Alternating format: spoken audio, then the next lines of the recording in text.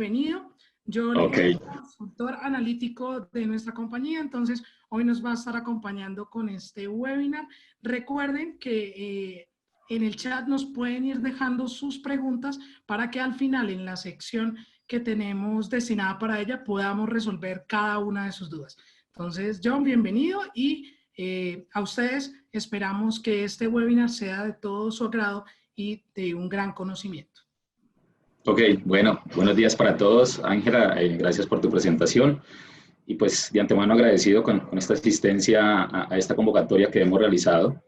Ya durante este año hemos hecho un recorrido bastante interesante en el campo de la analítica predictiva. Arrancamos con nuestro webinar de cultura analítica en las organizaciones, en donde realizamos definiciones, miramos cuál era la mejor manera de arrancar estas iniciativas al interior de las compañías. Hablamos de los tipos de metodologías y demás. Posteriormente, en línea con el ciclo analítico, empezamos a hacer algunas aplicaciones en donde trabajamos con los modelos de deserción, en donde aplicamos técnicas de Machine Learning de tipo supervisado. Y dándole continuidad pues, a estos webinars, buscando compartir este conocimiento acerca de la analítica predictiva, tuvimos un tercer webinar en el cual hablamos de cómo utilizar técnicas predictivas para todo lo que tiene que ver con predicción de ventas y que pueda ser un apoyo a esta predicción para temas de cadena logística o de planeación de la demanda. Y pues llegamos a este webinar de hoy en donde continuamos con esa línea, en donde queremos mostrarles a ustedes otro campo de la analítica que tiene que ver con los algoritmos que son no supervisados. En el webinar de deserción, para los que no estuvieron en él, está grabado en nuestro canal de YouTube, ahí lo podrían consultar, pero ya aplicamos modelos de tipo supervisados. En esta oportunidad vamos a trabajar con modelos no supervisados, ¿de acuerdo? Entonces, sin más preámbulos, vamos a iniciar. Les voy a compartir mi pantalla, en donde primero vamos a precisar algunas definiciones y después vamos a hacer un ejercicio práctico y bien chévere para que ustedes puedan ver esto en la vida real, cómo se aplica, ¿de acuerdo? Entonces, si me permiten, voy a compartirles mi pantalla. Perfecto. Entonces, nuestro webinar es de segmentación de clientes, ¿bien? Todas las compañías, todos los negocios, pues, ofrecemos un producto o servicio y eso desencadena en que tenemos unos clientes. En el webinar de cultura analítica hablábamos de lo costoso que es conseguir un nuevo cliente. Bien, es mejor mantener un cliente a gusto con la compañía y es mucho más costoso conseguir nuevos clientes. Ahí en ese webinar hablábamos de unas estadísticas, decíamos que era un 70% probable venderle a un cliente que permanece que venderle a un cliente nuevo estaba entre un 5 y un 20%. Entonces, ¿eso a qué nos lleva? A que esos clientes que hoy permanecen en nuestra compañía, es importante retenerlos. ¿Retenerlos de qué forma? Identificando, por ejemplo, cuándo se van a ir. Cuando hablábamos en el modelo de deserción de clientes, decíamos que era un modelo de alertas tempranas para identificar esos clientes. Pero una vez yo los identifique, la pregunta es, ¿cuál es la estrategia? Esa estrategia tiene que ir orientada a una adecuada segmentación.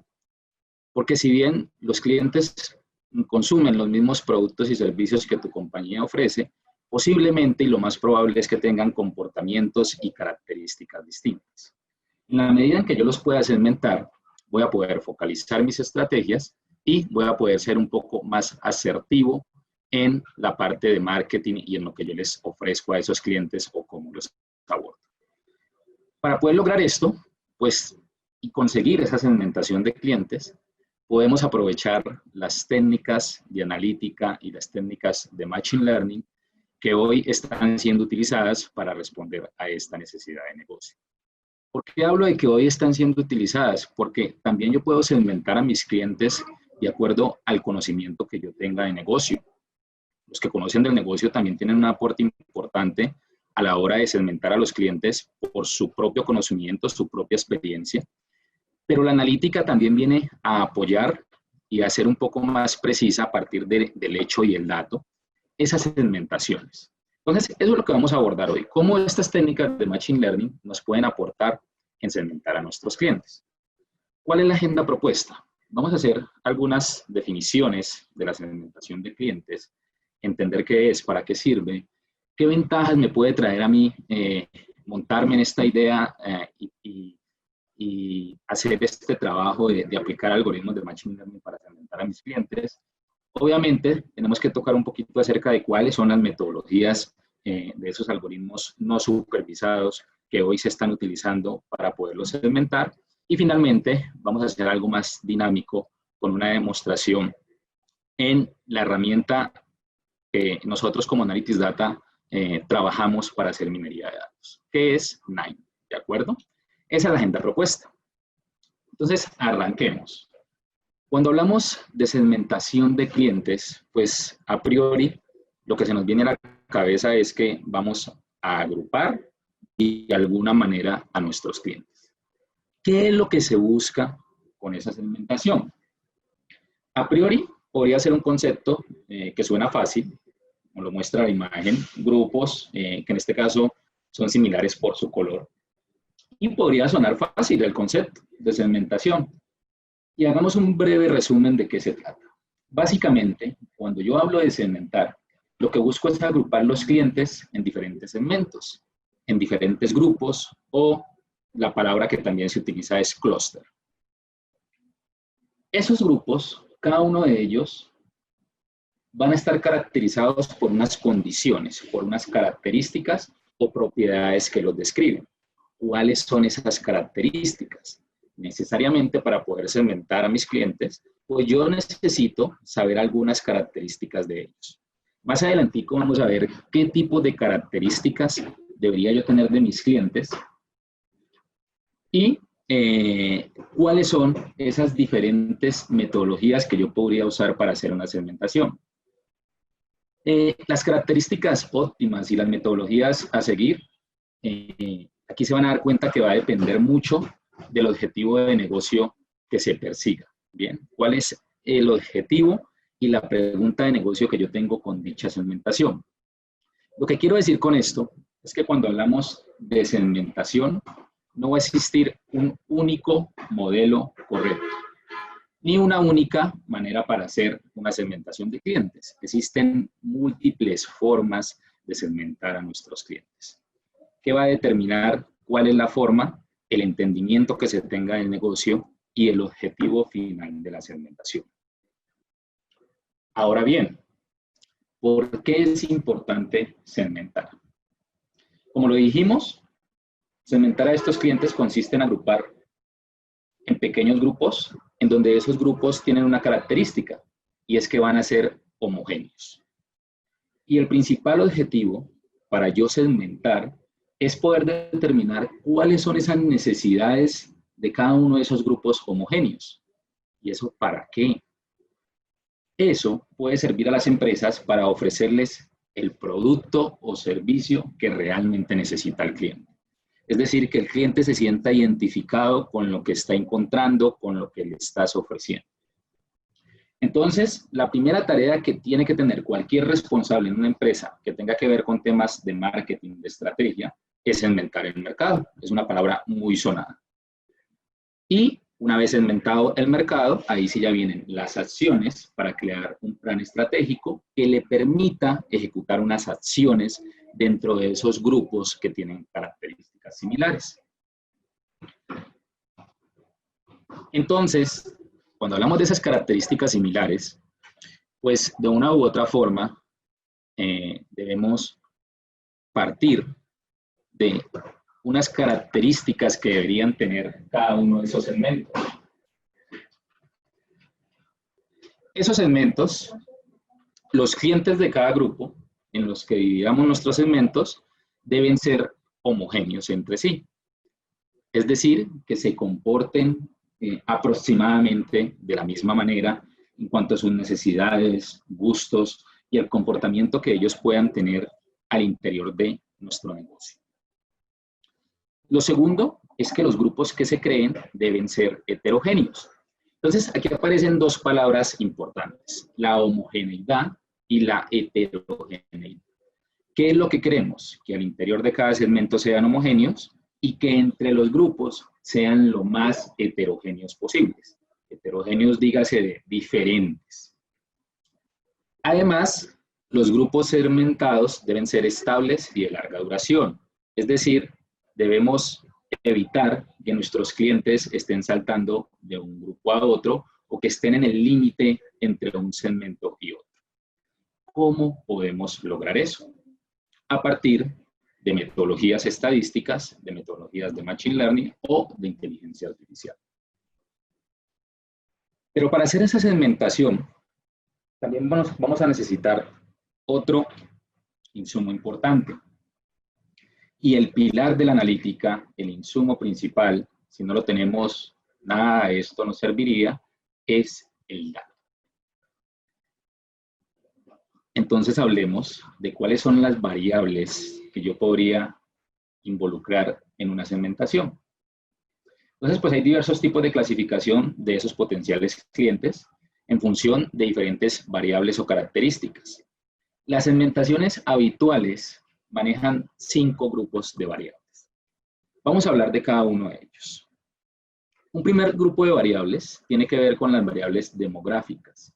Es decir, yo podría segmentar a mis clientes por sus condiciones sociodemográficas, por su estrato socioeconómico, por la edad, por su estado civil, por el número de hijos que tiene, por su nivel educativo. Esas variables me pueden ayudar a mí a segmentar. La segunda conjunto de variables que me pueden ayudar a segmentar son las variables geográficas. Bien. Esas variables geográficas en donde yo puedo mirar mis clientes por regiones, por países, por ciudad, por los barrios en donde viven, incluso, no sé, una variable por el clima que hay en la zona en donde viven, porque de pronto el producto que yo ofrezco está relacionado con el clima. Otro conjunto importante de variables son las sociales, es decir, lo que tiene que ver con las aficiones, las creencias, los gustos que tienen mis clientes.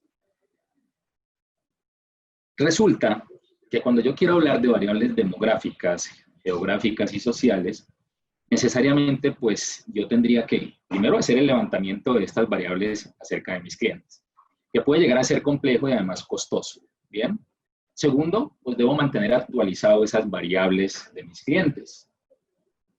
Entonces, a veces en la práctica, uno dice, bueno, teóricamente segmentar por estas variables puede llegar a ser interesante, pero dije a veces, pero en la mayoría de las veces no contamos con la información, es decir, la compañía no tiene esa capacidad de tener esa información del cliente, o si la tienen, no la tienen actualizada.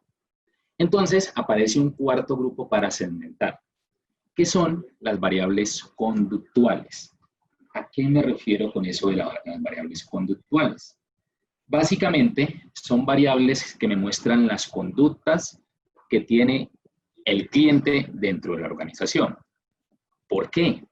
Porque si bien es posible que tú no tengas las 3 anteriores, tú sí sabes qué productos usa el cliente, cada cuánto compran, cómo lo hacen, con qué frecuencia me visitan. Conozco cuáles son las PQRS que ha colocado el cliente, por ejemplo. Entonces, en el caso de las variables conductuales, sí es información que seguramente toda compañía va a tener. ¿Bien? Entonces, en la mayoría de los casos, las segmentaciones de clientes, por la disponibilidad de la data, se vienen y se trabajan con las variables conductuales. Si tenemos las anteriores, maravilloso, las podemos involucrar y eso lo que va a hacer es que sea mucho más preciso nuestros grupos o segmentos que vamos a conformar. ¿Bien? Ahora, hablemos un poquito de cuál es esa ventaja competitiva que podemos tener, como les decía al principio, que puedo yo tener cuando me pongo en el trabajo de tomar la data de mis clientes y tratar de encontrar unos segmentos que me permitan focalizar mis estrategias. Pues hablemos un poquito de las ventajas que yo puedo tener con estos temas. Primero, es que voy a poder ser más específico en las necesidades que yo voy a identificar de mis clientes, ¿de acuerdo? Lo segundo es que voy a poder focalizarme, ¿bien? Voy a poder focalizar esas estrategias de marketing y en la medida en que yo sea más focalizado, voy a ser más asertivo y mi indicador de aceptación de mis campañas pues, va a ser un poco más alto. Porque si yo le apunto a todo, pues obviamente algunos clientes van a tomar esa campaña, esa estrategia, pero como mis clientes tienen una variabilidad, todos los clientes no son iguales, seguramente un gran porcentaje de ellos no van a responder a esa campaña. Entonces, en la medida en que yo pueda focalizar, voy a poder lograr mejorar estos indicadores. Lo segundo es que en la medida en que yo conozca a mis clientes, voy a poder crear mensajes más dirigidos y mensajes focalizados a cada uno de los grupos. Lo cuarto es que voy a poder identificar cuál es el mejor canal o el canal más asertivo a la hora de abordar a mis clientes. Una quinta ventaja es que voy a poder tener diferentes opiniones para mejorar nuestros productos y servicios. Es decir, la segmentación, lo que yo analice en el resultado de esos segmentos, también puede dar pie para dar aportes en la mejora de los productos y servicios que ofrece la compañía. Este es importante, mejorar la relación cliente y empresa. Que el cliente nos sienta a la compañía cercana, sienta que la compañía le ofrece lo que él necesita, sienta que la compañía lo identifica como un cliente de valor.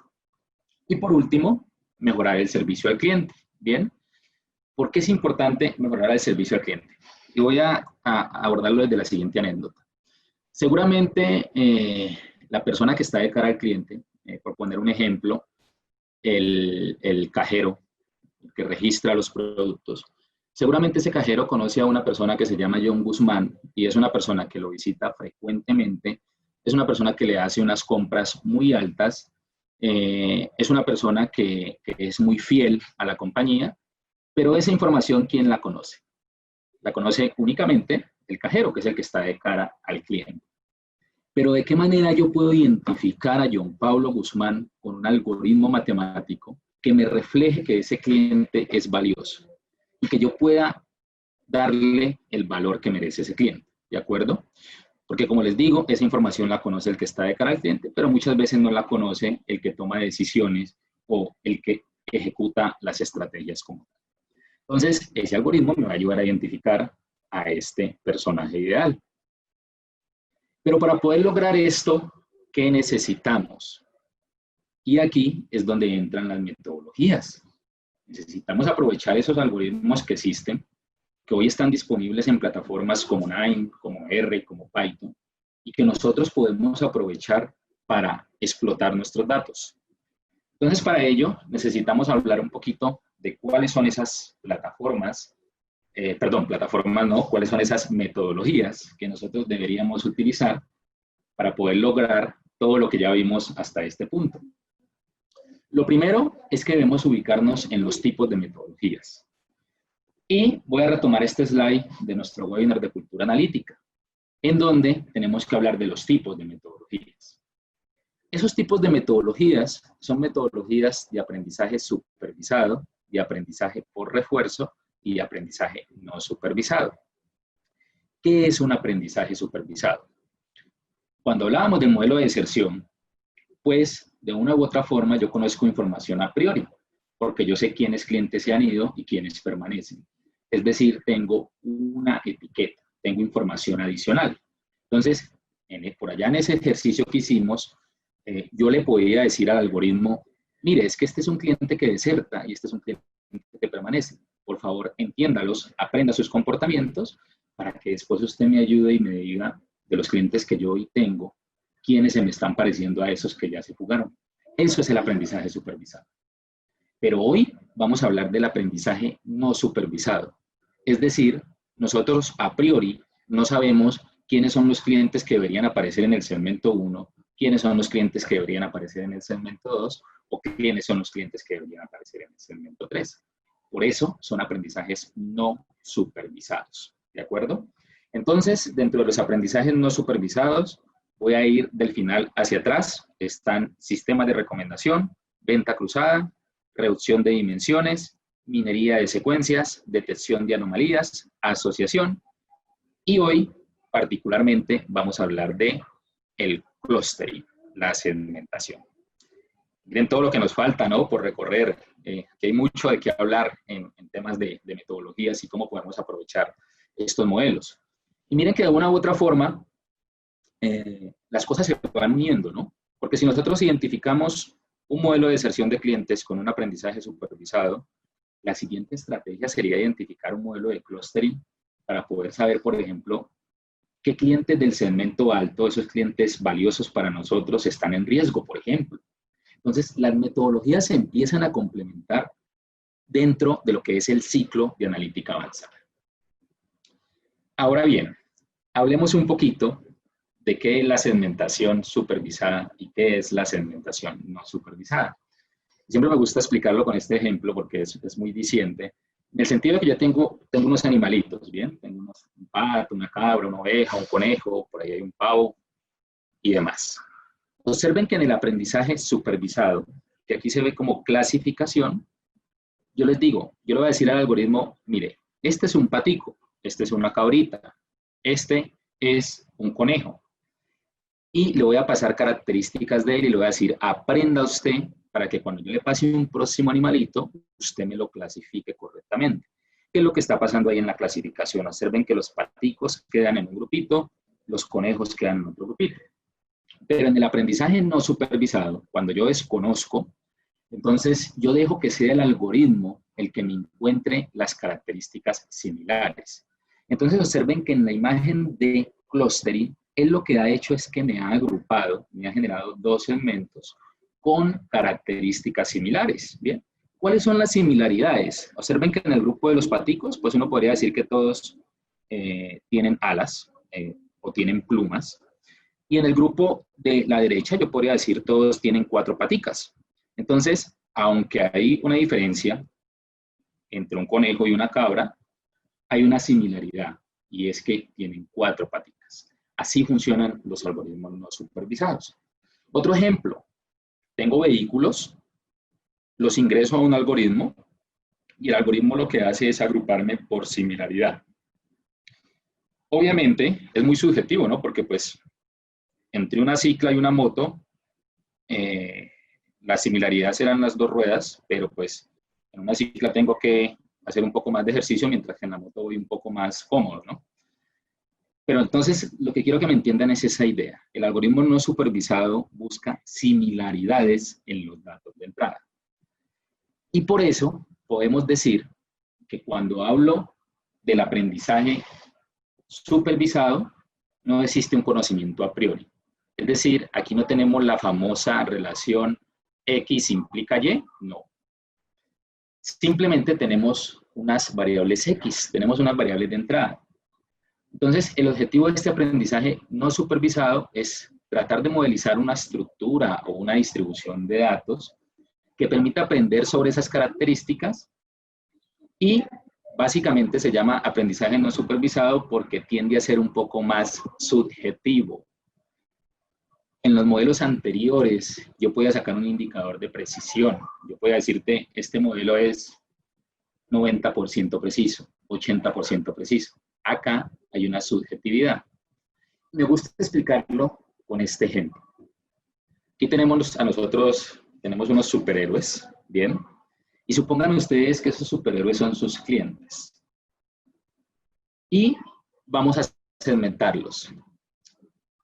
Les pregunto, para que se respondan allá ustedes, ¿será que esta es una buena segmentación? Veamos si cumple las características. Primero, son 2 grupos, ¿bien? Segundo, hay unas diferencias. ¿Por qué? Femenino y masculino es diferente. ¿Cumplen la segunda característica? ¿Se parecen dentro de cada grupo? Sí. En uno todos son mujeres y en el otro todos son hombres. O sea que yo podría decir que esta es una buena segmentación. Pero ¿qué pasa si yo les propongo esto? Los voy a segmentar por compañía para la cual prestan sus servicios. ¿Cumplen las características? Veamos. ¿Qué característica cumplen los de este grupo? Todos trabajan en Marvel. Y este grupo, todos trabajan en la misma compañía. ¿Qué los diferencia entre grupos? La compañía en la que trabajan. Cumplen con las características que hablamos al principio. Pero yo podría decir, segmentémoslos por aquellos que usan antifaz y aquellos que no usan antifaz. Entonces miren que las 3 segmentaciones que tengo aquí son igualmente válidas. ¿De qué depende con cuál me quedo? De lo que yo esté buscando con la segmentación. Entonces debe haber una etapa previa de entendimiento de negocio para poder escoger las variables adecuadas que me permitan segmentar de la manera en que yo creo que mis clientes se podrían comportar. ¿De acuerdo? Eso es importante. Y para poder lograr esto, necesitamos de los algoritmos de Machine Learning. Y en este caso son los algoritmos no supervisados. Hablemos de algunos de ellos. El más popular y el más conocido es el K-Medias, ¿bien? Básicamente es un algoritmo de agrupamiento que el objetivo principal es hacer una participación de un conjunto de N observaciones, que en este caso son las cruces, los círculos y las X que ustedes ven en esta imagen. Y lo que busca es que cada observación pertenezca a un grupo, a un centroide. Si ustedes, no sé si alcanzan a ver ahí, pero hay unas crucecitas negras, las cuales se van ajustando y se van acomodando para poder representar a los tres grupos que yo quiero conformar en esta imagen. ¿Cómo lo hace? A partir de iteraciones. Va calculando medidas de distancia o de similaridad entre un individuo y otro y va ajustando sus parámetros. Entonces, el método K-Medias realiza una búsqueda de centros de gravedad. ¿Qué son centros de gravedad? Un centro de gravedad es un promedio, ¿bien? Es decir, yo puedo estar dentro de un grupo en donde el promedio de compras es de 200.000 pesos. Ese es el promedio. Yo puedo pertenecer a ese grupo, pero comprar 150.000 pesos. Pero lo que pasa es que me parezco mucho a ese centro, ¿de acuerdo? En este algoritmo, las variables deben ser cuantitativas y además deben ser estandarizadas. ¿Por qué? Como estamos trabajando con medidas de distancia, pues no es lo mismo una distancia en kilómetros que una distancia en pesos, que una distancia en centímetros o una distancia en grados en temperatura. Entonces, se deben estandarizar los datos para que el algoritmo no se vea afectado por esos cambios de escala entre una variable y otra. Se usa principalmente en poblaciones con gran tamaño, es decir, cuando nosotros tenemos un gran volumen de clientes, funciona muy bien el algoritmo. Y algo importante, y es que el algoritmo no nos sugiere cuántos segmentos deberíamos hacer, sino que el K depende mucho de la noción, el número de segmentos que está representado por K, depende mucho de la noción que se tenga de esos grupos, es decir, del conocimiento a priori que se tenga. Y computacionalmente su forma de cálculo no es muy costosa, es decir, es un algoritmo muy rápido a la hora de ejecutarse. Veamos un pequeño ejemplo de cómo funciona. Yo aquí tengo 4 tipos de medicinas y yo las quiero segmentar por el peso y el pH. ¿Bien? Entonces, pues aquí yo tengo, lo hacemos en 2 dimensiones porque lo podemos visualizar. Ya más de 3 dimensiones es un problema más multivariado, pero lo que quiero mostrarles es cómo funciona el algoritmo. Observen que aquí en este gráfico está representado el pH y está representado el peso y están las coordenadas de cada uno de estos individuos. ¿Cuál es el propósito? Segmentar esos individuos. Entonces, arrancamos con una primera iteración en donde inicializamos unos pesos. Supongan ustedes que yo quiero armar K igual a 2, es decir, 2 segmentos. Esos 2 segmentos son los que ustedes ven ahí como C1 y como C2. Como se inicializan aleatoriamente, pues quedaron ubicados ahí. Perfectamente pudieron haber quedado, perdón, en la parte superior donde sea, porque los inicio aleatoriamente. Pero la primera iteración del algoritmo lo que hace es encontrar cuál es la distancia que existe de cada uno de los puntos azules a los segmentos 1 y los segmentos 2. ¿Cómo lo hace? Muy sencillo, distancia entre 2 puntos, una distancia euclídea. Eso me va a dar unos resultados a mí y me va a calcular la distancia que hay a C1 y a C2. Entonces, ¿el algoritmo qué dice? El algoritmo dice, bueno, resulta que la variable A está más cerca de C1. Entonces, mírenlo, sí, de hecho está superpuesta, por eso la distancia dio 0. Pero el individuo B está más cerca a C2. ¿Bien? El individuo B. Y el individuo C está más cerca, ¿el mínimo cuál es? A C1. Miren la distancia aquí se ve, a C1. Y el individuo D está más cerca a C2. Entonces el algoritmo dice, bueno, en esta primera iteración, entonces me va a quedar este grupo. Y el algoritmo lo que hace es que reajusta a C1 y a C2, que son los 2 segmentos. Miren que C2 ya cambió, porque C2 tiene que moverse para poder representar a B, a C y a D, para que sea representativo de ese grupo. Pero ¿será que aquí termina el algoritmo? No, el algoritmo dice, voy a hacer una siguiente iteración y voy a calcular de nuevo las distancias. Él calcula de nuevo las distancias y encuentra que B realmente debería pertenecer al segmento 1. Eso es lo que está encontrando el algoritmo ahí, que B realmente debería pertenecer al segmento 1. Y así sucesivamente el algoritmo va a continuar ¿hasta qué punto? Hasta que el centroide de C1 y C2, es decir, eso que yo inicialicé aleatoriamente, bueno, yo no, porque realmente lo hace es la herramienta, hasta que no varíe más, es decir, que él siga calculando esas distancias y siga dando lo mismo. Entonces ahí el algoritmo dice, ya encontré una segmentación que me minimiza la distancia entre A y B y me maximiza la distancia entre los dos grupos. Entonces, un poquito ahí el componente técnico para que ustedes tengan la noción de qué es lo que hace un algoritmo no supervisado. Porque en últimas, esto lo va a hacer una herramienta tecnológica, pero lo importante es saber qué es lo que se está haciendo con tus datos. Ahora bien, existen otro tipo de metodologías, porque estas no son las únicas, ¿bien? Existen, por ejemplo, la clasificación jerárquica, que básicamente consiste en una aglomeración, en donde yo voy agrupando individuo por individuo, y finalmente lo que hago es un punto de corte. Lo que yo tengo aquí son calificaciones de estudiantes. ¿Qué quiero segmentar? Los estudiantes, en función de qué variables, de sus notas en cada una de estas variables, matemáticas, ciencias, español. Pero básicamente lo que hace el algoritmo es lo siguiente. Observen que calcula una distancia y lo que él dice es, miren, Ana y José se me parecen, ¿bien? Son muy parecidos, de hecho tienen puntuaciones entre 7 puntos. Estos son bastante buenos. Bueno, en educación física no tanto, pero se parecen. Entonces el algoritmo lo que dice es, Ana y José se parecen, entonces los agrupa aquí en esta iteración. Y dice, Pedro e Inés también se me parecen, entonces los agrupa. Luis y Sofía también se parecen y los agrupa y así sucesivamente.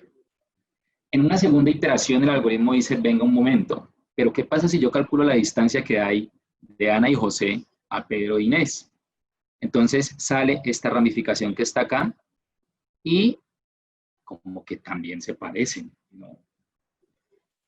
Y cuando miro el grupo de Andrés, Carlos y Lucía y Marta, con esta ramificación que vemos aquí, lo podría decir como que también se parecen.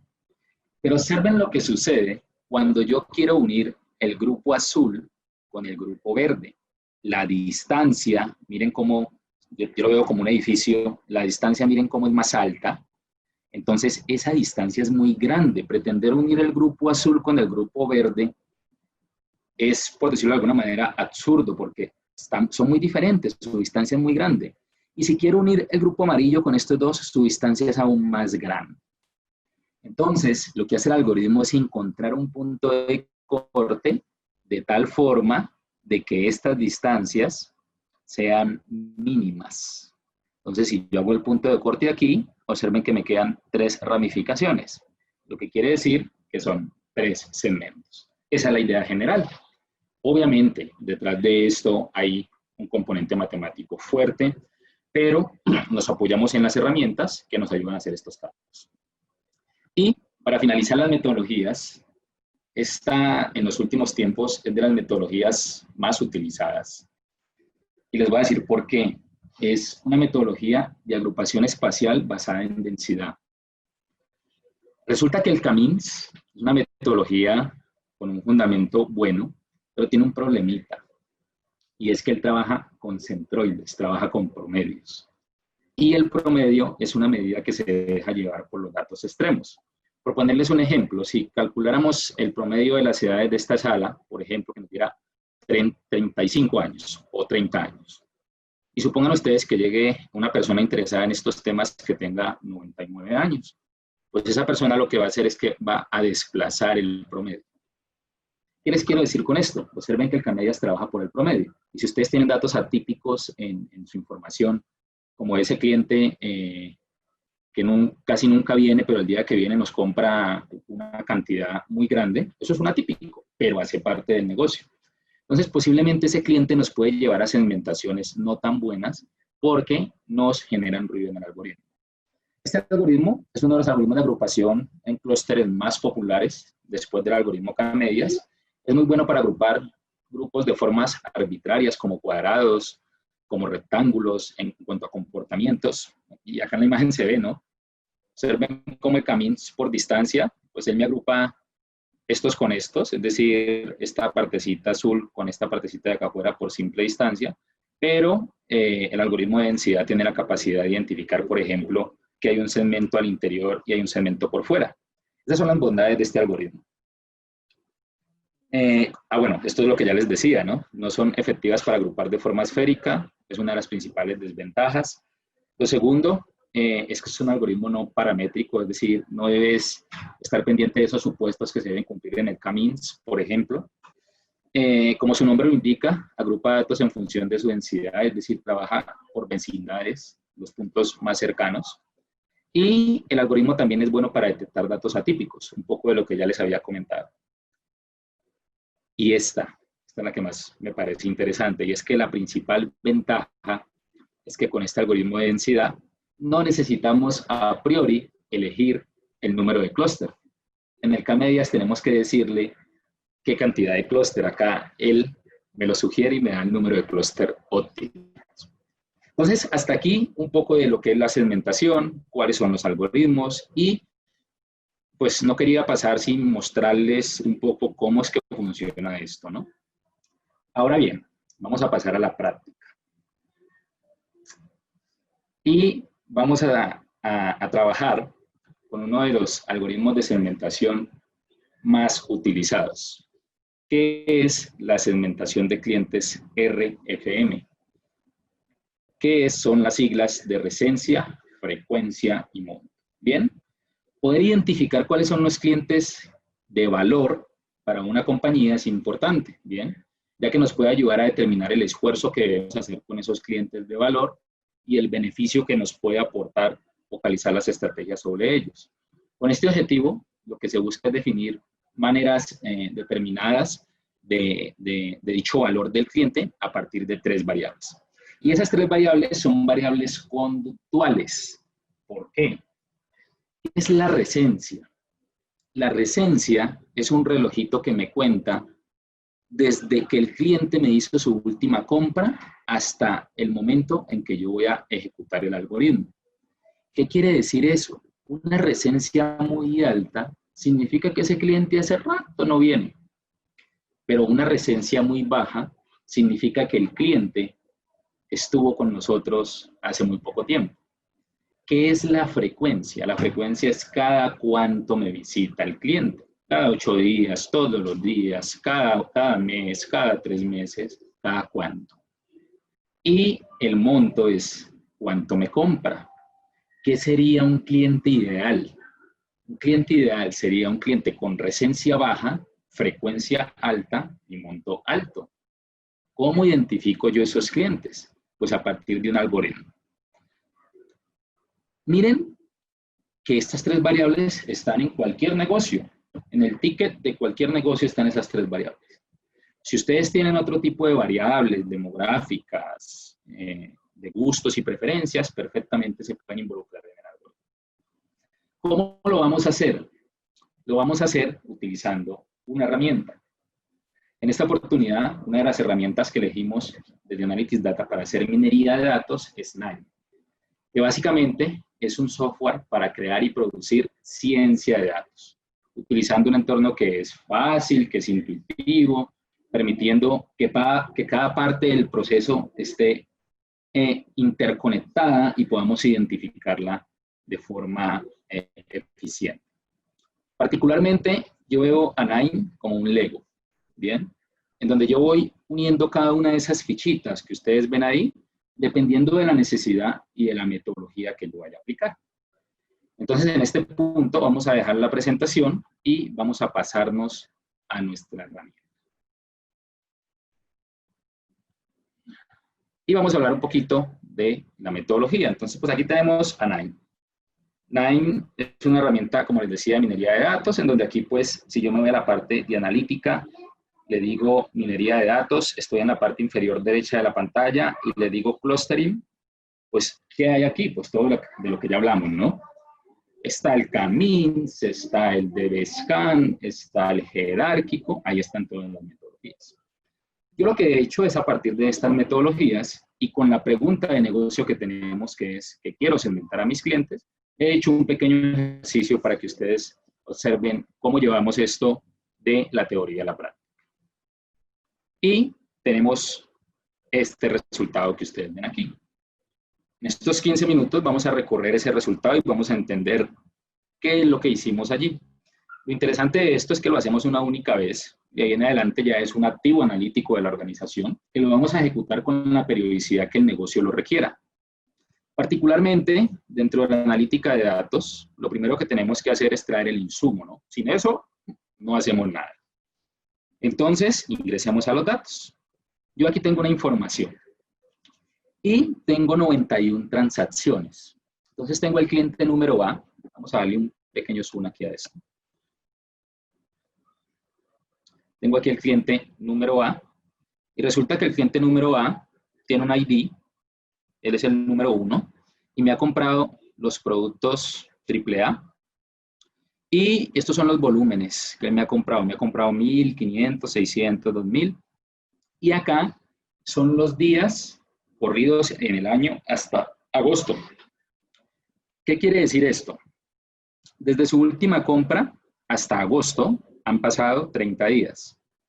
Y su compra más antigua es, por ejemplo, si miro a este cliente B, su compra más antigua es de 70 días y su compra más reciente fue hace 40 días. En todo ticket queda la fecha en que se hizo la compra. Entonces, ahí tienes esa información. Y pues sabes cuánto le vendiste y sabes qué te compró. ¿Cómo a partir de esta información yo puedo segmentar a mis clientes? Entonces, pues lo primero que debemos hacer es familiarizarnos con la data. Yo aquí he conectado otra fichita de Lego a estos datos. Y le voy a decir, tomen estos datos y por favor, hágame un análisis exploratorio para yo entender un poco esta data, qué es lo que hay ahí, porque pues aquí hay 91 transacciones, en tu negocio pueden ser 10.000, 25 millones, 30 millones. Entonces necesitamos agregar un poco los datos para entenderlos. En donde, por ejemplo, aquí podemos ver que en cuanto a los días, observen que el promedio me está diciendo que es 110 días, bastante alto. Pero aquí se refleja algo de lo que hablábamos. Miren el comportamiento de los días. La mayoría de los clientes están entre 10 y 108 días, pero por acá hay un cliente que seguramente ya se perdió. No viene casi que hace 450 días. Hay 15 clientes así. Entonces, claro, si yo calculo un promedio de esto, observen cómo me desplaza el promedio hacia la parte superior, cuando en realidad la mayoría están por acá, ¿no? Miren el promedio de lo que está dando, 110. Pero si yo calculo un indicador como la mediana, por ejemplo, es decir, en donde está el 50% de mis clientes, observen que ella me da distinto, me da 40 días. Esto es un ejemplo de cómo un dato atípico te puede distorsionar un análisis. ¿Bien? ¿Qué más podemos ver por acá? El volumen, cómo nos compran. Aquí claramente se ven como tres segmentos, ¿no? Entre 300 y 600, entre 840 y 1200. Y este es el cliente ideal, ¿no? Que nos compra bastante. Faltaría ver si ese cliente lo hace con una buena frecuencia y tiene una buena presencia, ¿no? Porque aquí estamos haciendo un análisis univariado y nos podemos decir un poquito mentiras, ¿no? Que puede ser que esa compra sea muy alta, pero fue una única vez en la vida. Y podríamos llegar a conclusiones cerradas como que ese es el cliente ideal y realmente ese cliente hace mucho no bien. Entonces, ahí nos estamos familiarizando con la data. Posteriormente, lo que hemos hecho es agrupar un poco la data a partir de este nodo. Observen que esta salida ya no tiene 91 registros, sino que tiene 20 clientes. En donde yo, ¿qué he hecho? He sacado las tres variables importantes para mi modelo de resencia, frecuencia y monto. Lo primero que he hecho es que he llevado esa base transaccional a clientes. ¿Cuántos clientes? 20 clientes. Les he sacado la resencia, la frecuencia y el monto. ¿Cuál es la resencia? Pues si en la variable días estaba el número de días que han pasado desde su última compra, pues el mínimo sería su recencia, es decir, su compra más reciente. Acá no he hecho más que sumar cuánto me ha comprado, porque como el cliente A aparecía varias veces ahí, pues sumo su monto total. Y he contado los productos porque me da un indicativo de cuántas veces el cliente me ha comprado en el periodo de análisis. Es decir, ya tengo mis 3 variables. Ahora, ¿qué vamos a hacer? Control menos. Listo, volvamos acá. Ya tengo mis 3 variables, recencia, frecuencia y monto.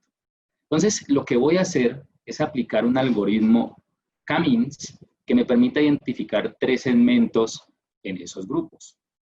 Observen que aquí yo he aplicado 3 algoritmos K-means, que fue el que les expliqué cómo funcionaba. Entonces, voy a hacer un algoritmo K-means para la recencia, uno para la cantidad que me compran y otro para la frecuencia. Entonces, aquí yo le voy a decir 3 segmentos. ¿Con qué variable? Con la recencia. ¿Qué obtengo? Lo que voy a obtener es una salida de 3 grupos. Entonces, miren que él me dice, en el clúster 0, usted tiene aquellos que en promedio, voy a colocarle un zoom aquí, que en promedio tienen días de 10, es decir, su recencia es de 10. Pero usted tiene otro grupito que en promedio son 40 días. Y tiene otro grupito que en promedio son 15 días. Es decir, el algoritmo ya me ayudó a segmentar en función de la frecuencia. Posteriormente, lo que le voy a dar es unas etiquetas. Vamos a ejecutar hasta aquí. En donde observen que yo le doy como una especie de ranking. Entonces, a los que tienen la recencia más alta, les voy a dar la calificación más baja. Es decir, para mí ellos van a ser 0. A los que tienen una recencia media, ¿cierto? Les voy a dar una calificación de 1. Y a los que tienen la recencia más pequeña, que en promedio es 10 días, le voy a dar una calificación de 2. Es decir, a mí en la recencia, lo que me importa es lo más bajito, lo más pequeño. Por eso tienen una calificación más alta. Ese mismo recorrido los hicimos con la parte monetaria. Vamos a ver aquí el resultado, que es la segunda variable de segmentación. ¿Y a qué llegamos? Entonces decimos, en el clúster 1 van a estar aquellos que tienen un número de órdenes muy pequeño, 1.97, lo calificamos como 0, y los que tienen un volumen mayor los calificamos como 2. Lo mismo hacemos con los que son frecuencia. Mismo procedimiento, y aquí llegamos. Entonces, tenemos frecuencias de 2, de 3.5 y de 12. Siempre hay un salto harto, ¿no? Un salto bastante significativo del segundo clúster al tercero, ¿no? Entonces, igual, le damos una puntuación. ¿Qué hemos hecho hasta este punto? Hemos calificado a nuestros clientes, ¿bien? Les hemos hecho una calificación. Y eso es lo que hemos hecho en este pedacito que está aquí. Existe un indicador que se llama el Customer Lifetime Value, ¿bien? Que no es más que el valor del cliente en el tiempo. Hay muchas formas de calcularlo.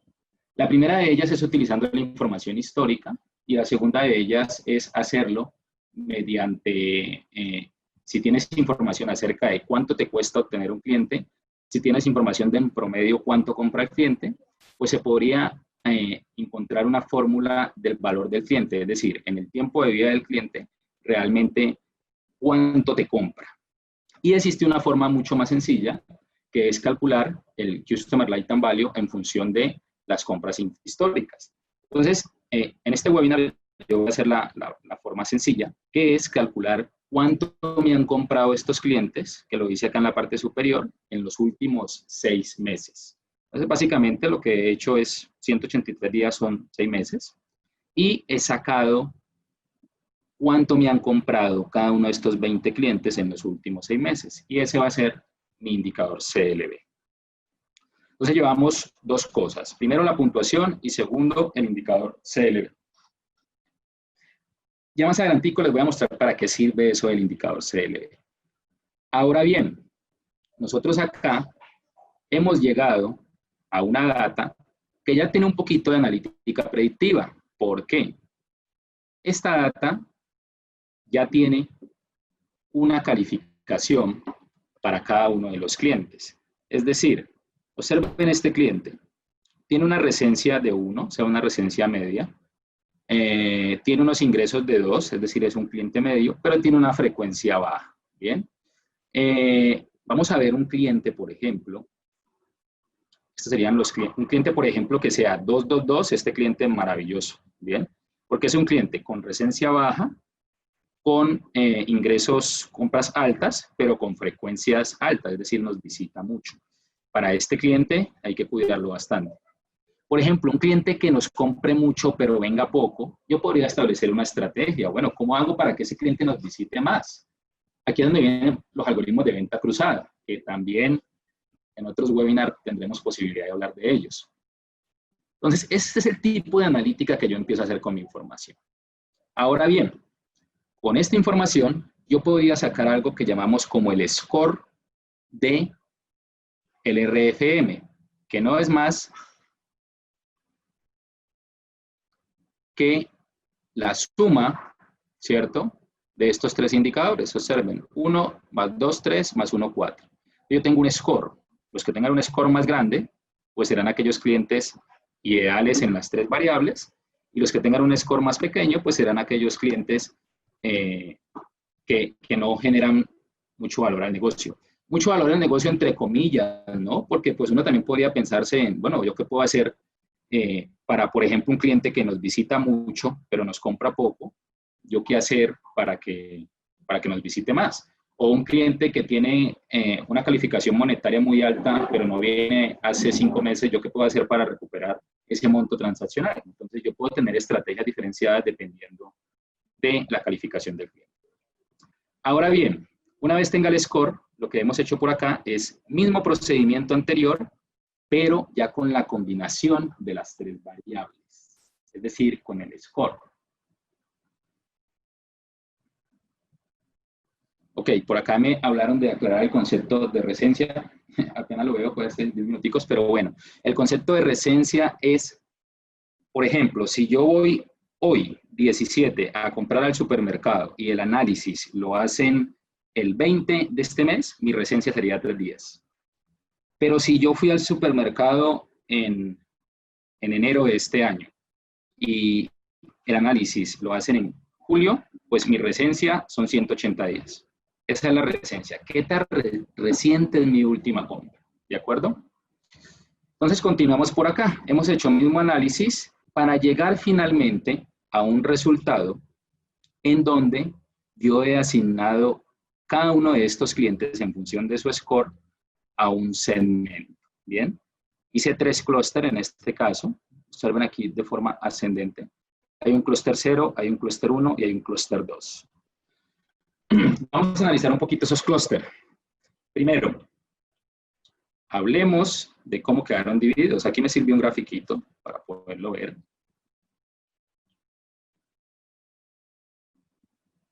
Estos son mis 3 segmentos. Entonces yo tengo un segmento 2 que tiene 12 clientes. Tengo un segmento 7, perdón, un segmento 1 que tiene 7 clientes y un grupo 0 que tiene un cliente. Es decir, 12, 7 clientes y un cliente, ahí están los 20 clientes. Ahora bien, ¿será que esos segmentos tienen sentido? Validémoslos un poco. Utilicemos un gráfico de estos de acá y vamos a hacer una combinación entre el CLV, es decir, el valor del cliente en el tiempo, cuánto me han comprado esos clientes en función de los clústeres que con la metodología Camins yo armé, pero pues debemos ser críticos, ¿no? Veamos un poquito a ver esto si tiene un poco de sentido. Me voy a apoyar en este gráfico. Miren esto, bastante interesante. Vamos a hacer analítica.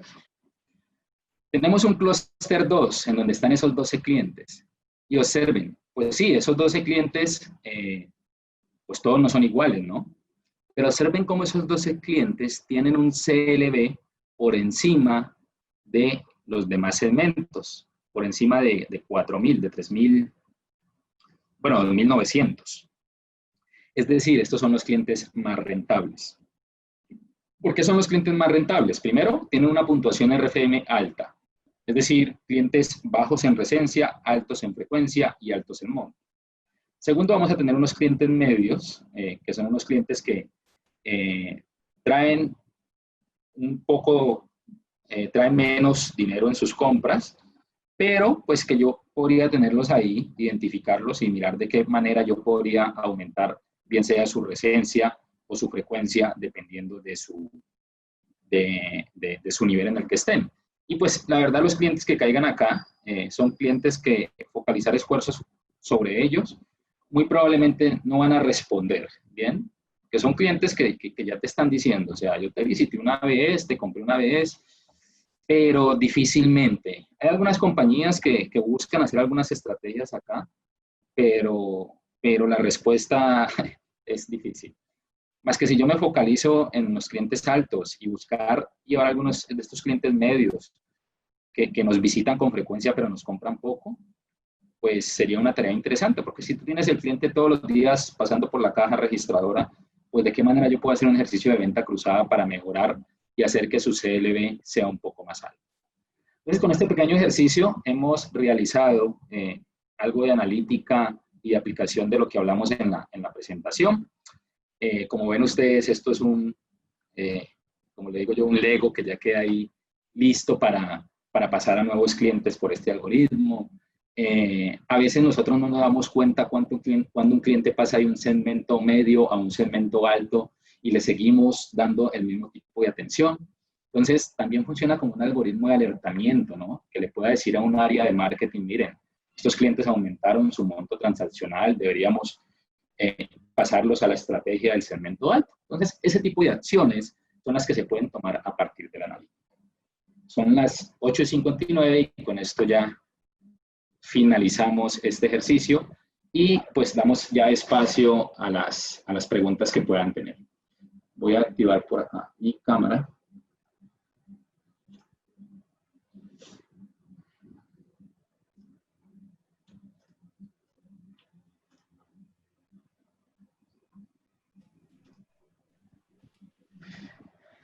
Damos ahí espacio a la sesión de preguntas. Bueno, muy bien, muchas gracias, John. Le invitamos a todos los que tengan preguntas, si las hay, a que nos las compartan en el chat y de esta manera, pues John dará respuesta a estas inquietudes.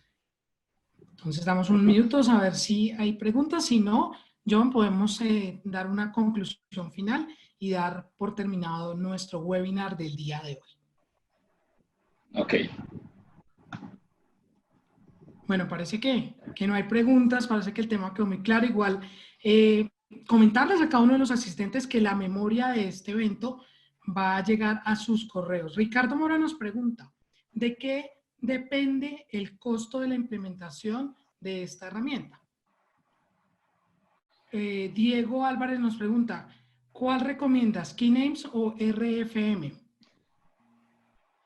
Keynames o RFM. Empiezan a llegar las preguntas, John. Ok, la primera era cuál era el costo de la implementación de esta herramienta. No sé si ahí podemos por la... Ok, se está refiriendo a la plataforma que utilicé. Bueno, demos respuesta a la primera. Nine, como les digo, es una herramienta de minería de datos. Ahí están todos los algoritmos de los cuales hemos hablado. Nine maneja dos versiones. La primera es una plataforma que se llama Canine Analytics Platform. Si ustedes entran a canine.com, esa plataforma es gratuita. Es decir, en donde usted construye los modelos, el vehículo que usted necesita para construir sus modelos es gratuito. Nine es una compañía que la parte del business de ellos está en la parte de almacenamiento y automatización de las rutas y también músculos de procesamiento. Me explico. Tú puedes bajar Nine y construir tu modelo analítico sin ningún inconveniente. Todas las metodologías están allí. Pero si tu compañía te exige algo de seguridad, de administración de cuentas, de automatizar las rutas para que se ejecuten con una cierta periodicidad, o si por otra parte el volumen de tu información es demasiado grande y no lo puedes trabajar en tu máquina local porque se te bloquea el equipo, Nine también te ofrece un componente servidor para que ganes un músculo de procesamiento como tal. Entonces, están las dos versiones en la página Nine.com. Nosotros igual somos partner de Nine y incluso nuestras capacitaciones también van enfocadas en explicarle a nuestros clientes cómo funcionan estas herramientas. ¿Listo? La segunda pregunta. La segunda pregunta, bueno, han llegado varias, John. ¿Puedes profundizar cómo calcular en CLV? Ok. Entonces, en el CLV hay dos formas. Me voy a apoyar por acá.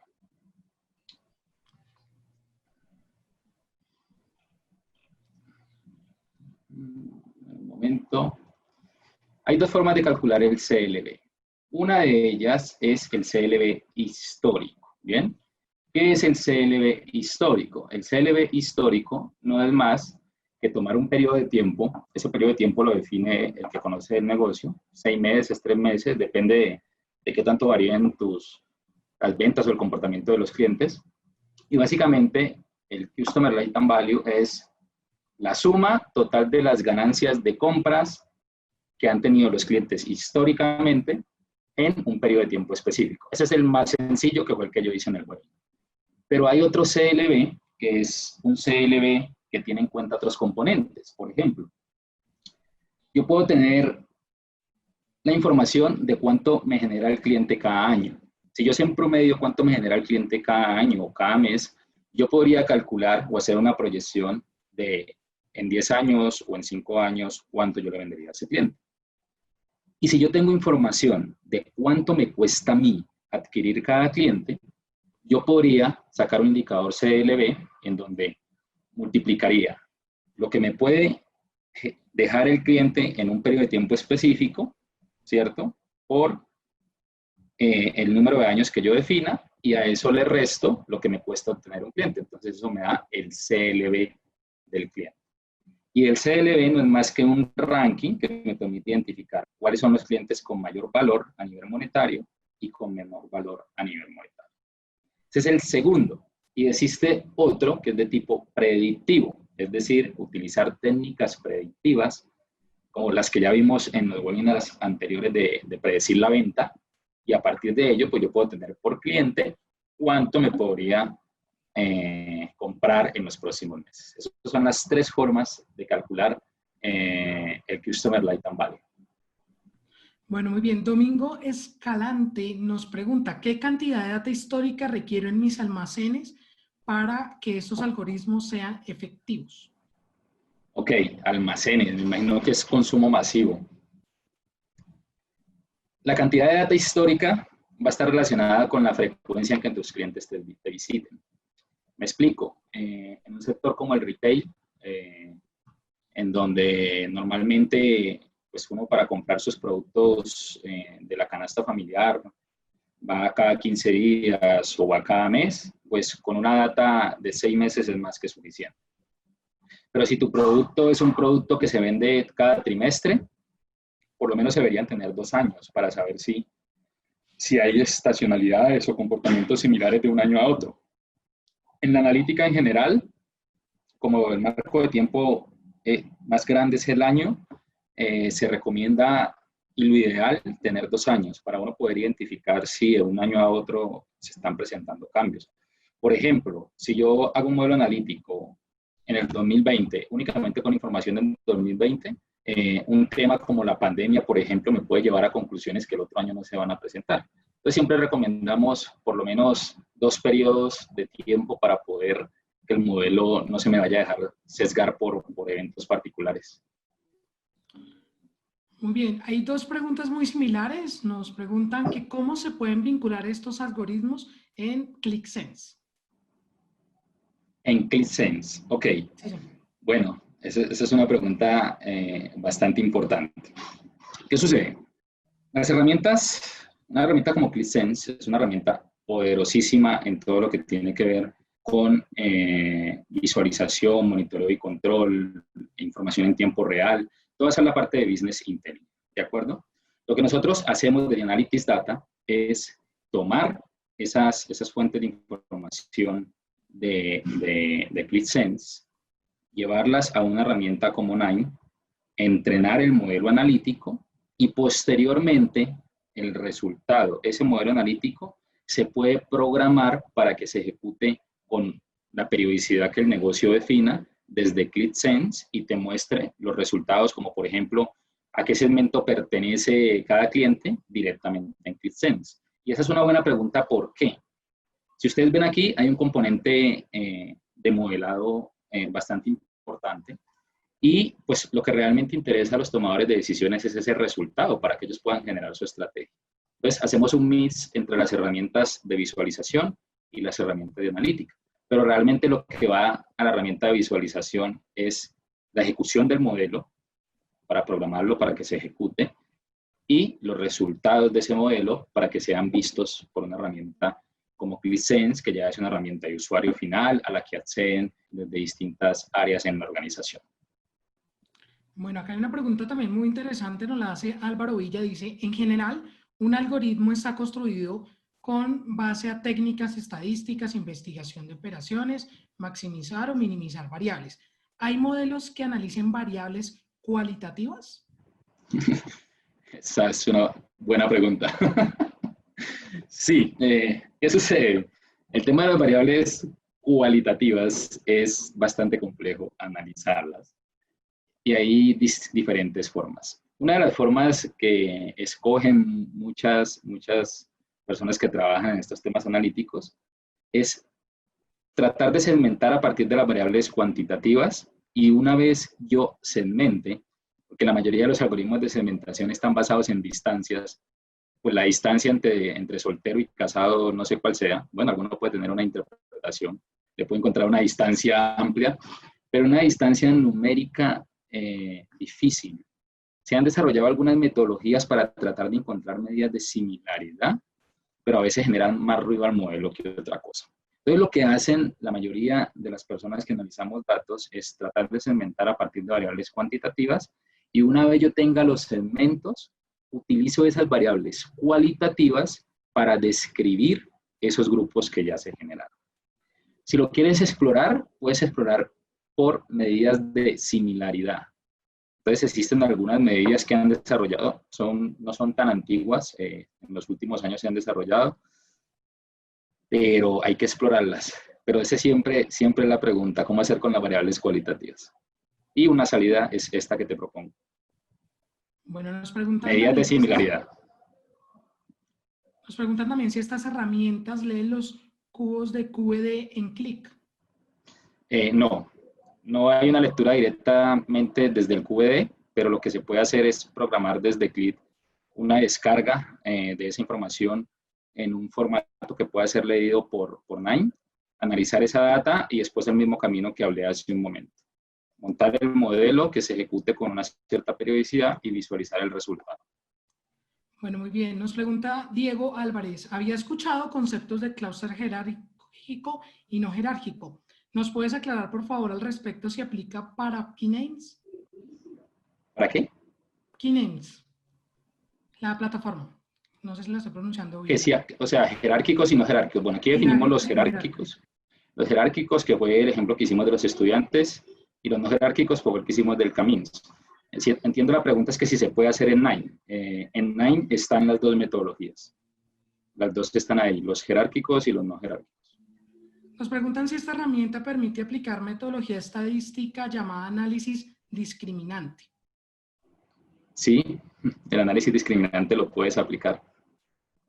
Ahí está el algoritmo. Bueno, nos pregunta Luis Puertas, ¿se podría leer el modelo de R dentro de ClickSense y consumirlo después? Ok. ClickSense maneja unos conectores a herramientas de ciencia de datos y existe una posibilidad y es ejecutar algunos modelos directamente en Qlik, ¿bien? Pero la información debe llegar ya lista. Es decir, únicamente para aplicarle el modelo, porque lo que hace Qlik es que trae la librería, ¿cierto? Y aplica la metodología. Bien, entonces tiene que llegar la información muy lista. No podrías hacer como todo el proceso que plasmamos acá de transformar la data, de recalcular y demás, sino aplicar el modelo. Tiene un alcance, y es que son conectores que ha desarrollado la comunidad de CLIP y permite pues que se desarrollen temas en Python y en R. Entonces, pues, está sujeto a las metodologías que monten los autores que han hecho estos conectores. Mientras que si yo trabajo directamente en una herramienta de minería de datos, pues voy a tener todas las metodologías existentes. Pero si la pregunta es si puedo ejecutar un algoritmo directamente allá, sí se puede hacer, pero tiene un alcance, ¿no? Bueno, muy bien, John, no hay más preguntas por el momento. Igual, si ustedes tienen cualquier inquietud, también se pueden dirigir con nosotros a través de los diferentes correos electrónicos, los WhatsApp por donde les recordaron la invitación del día de hoy, que con mucho gusto estaremos dispuestos a resolver cada una de sus inquietudes. Muchísimas gracias, esperamos verlos en nuestros próximos webinars y bueno, el próximo 24 de septiembre vamos a tener un webinar sobre alertas en Qlik. Así que estén muy pendientes de nuestras redes sociales, de los correos electrónicos, que allí podrán realizar la inscripción y participar de este webinar. Muchas gracias, John, por tu participación y explicación del día de hoy con este webinar de segmentación de clientes y analítica. Muchas gracias por el espacio y por su asistencia.